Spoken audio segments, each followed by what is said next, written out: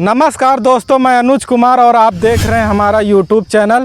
पहले पापा वार रुकवाया करते थे, लेकिन अब फूफा जी वार रुकवाना शुरू कर दिए। आपको विश्वास नहीं होता? आप ट्रंप का ये बयान देखिए। जैसे हमने पाकिस्तान और भारत में सुलह करवाई, उसी तरीके से इजराइल और ईरान की जंग रुकेगी।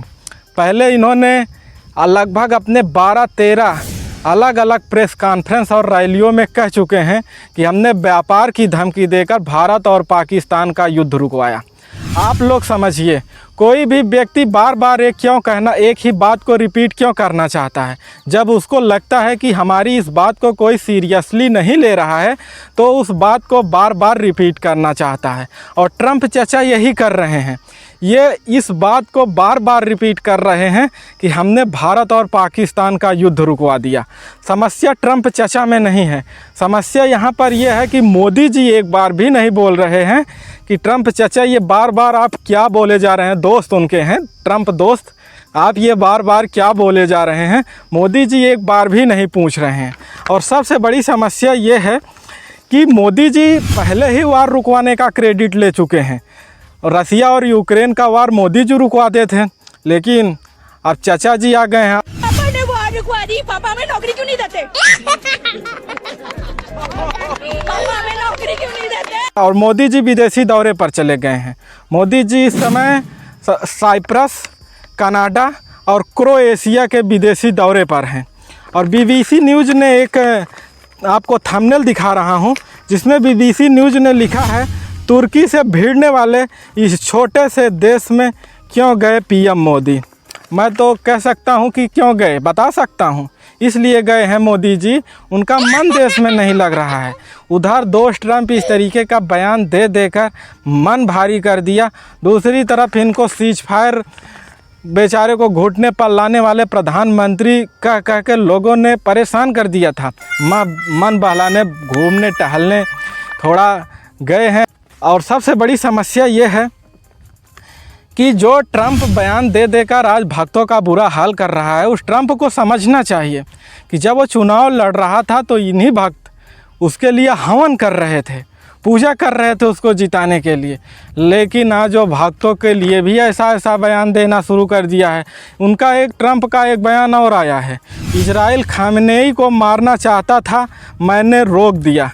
इनका कहना है कि इजराइल खामनेई को मारना चाहता था, हमने रोक दिया। अब भैया ये अपने आप को भगवान समझ रहे हैं कि किसको मारना है, ये सब ट्रंप साहब तय कर रहे हैं।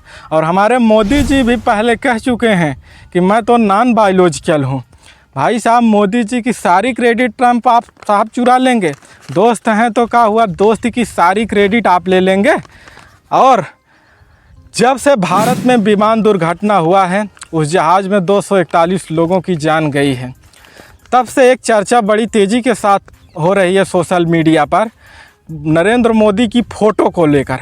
और ये फ़ोटो तब ज़्यादा वायरल हो गई जब इनकी एक चाटुकार मीडिया, जिसका नाम है ANI, उसने लेट कर फ़ोटो खींचा, ऐसे एंगल से फ़ोटो खींचा, लोगों की सबसे भयंकर चर्चा उस पर शुरू हो गई कि नरेंद्र मोदी वहाँ पर सहायता करने के लिए गए थे कि फ़ोटो खिंचवाने के लिए गए थे।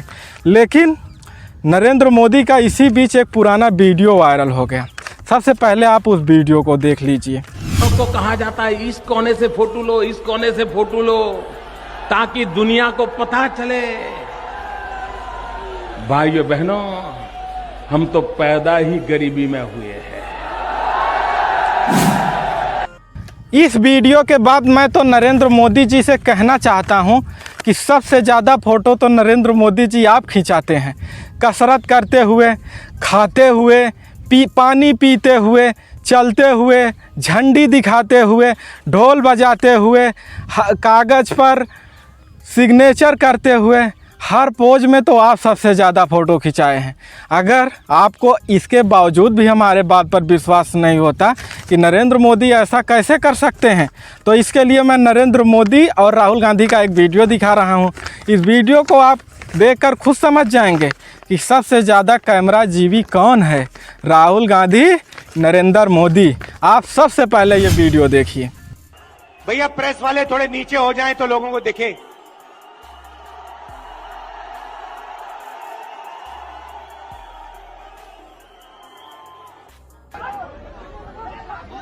ऐसा करें, ये जो कैमरामैन है ना, उनको आगे आ जाने दीजिए। हाँ, कैमरा वालों को आगे आने दीजिए।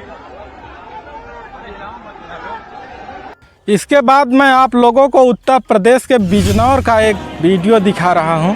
ये उत्तर प्रदेश के बिजनौर का है। इसमें एक व्यक्ति हैं, उनका नाम है सरफराज।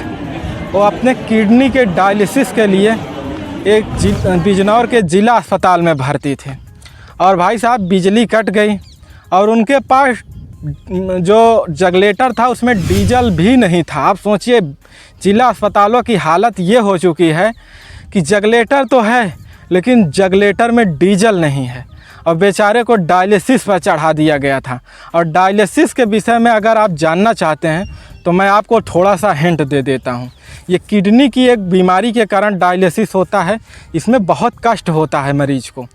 होता क्या है कि शरीर से ब्लड को एक मशीन के द्वारा निकाला जाता है, फिर उसको प्यूरीफायर किया जाता है। एक्चुअली होता क्या है, जब किसी को किडनी की प्रॉब्लम हो जाती है तो उसके ब्लड में यूरिया की मात्रा बढ़ने लगती है और उसका किडनी कायदे से फंक्शन कार्य नहीं करता, जिसके कारण ब्लड में यूरिया की मात्रा बढ़ जाती है और उसी यूरिया को छानने के लिए मरीज को डायलिसिस पर लाया जाता है और उसके शरीर से ब्लड को निकाला जाता है और यूरिया को फिर उससे जो उसमें अपशिष्ट पदार्थ होता है यूरिया के साथ साथ उन सब को बाहर निकाला जाता है, फिर उसको मरीज को चढ़ाया जाता है।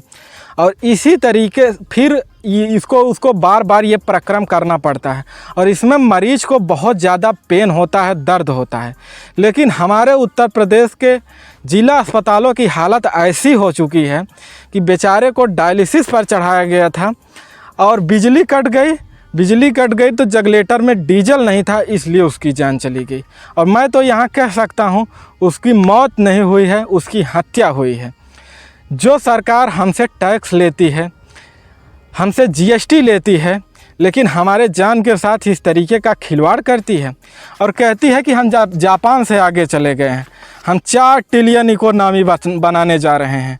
एक व्यक्ति एक जगलेटर में डीजल नहीं भरा पा रहे हो और 4 ट्रिलियन की इकोनॉमी का सपना दिखा रहे हो। हवाई चप्पल पहनकर चलने वाला व्यक्ति हवाई जहाज़ से चलेगा।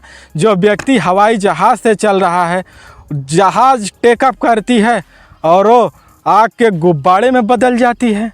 आप इस तरीके के झूठे सपने दिखाकर जनता की भावनाओं के साथ खिलवाड़ कर रहे हैं। और सबसे बड़ी बात, मैं आपको एक वीडियो और दिखा रहा हूं, जिसमें भाजपा की एक सांसद जी हैं जो अपने कुत्ते के साथ बड़े आराम से ट्रेन में सफ़र कर रही हैं।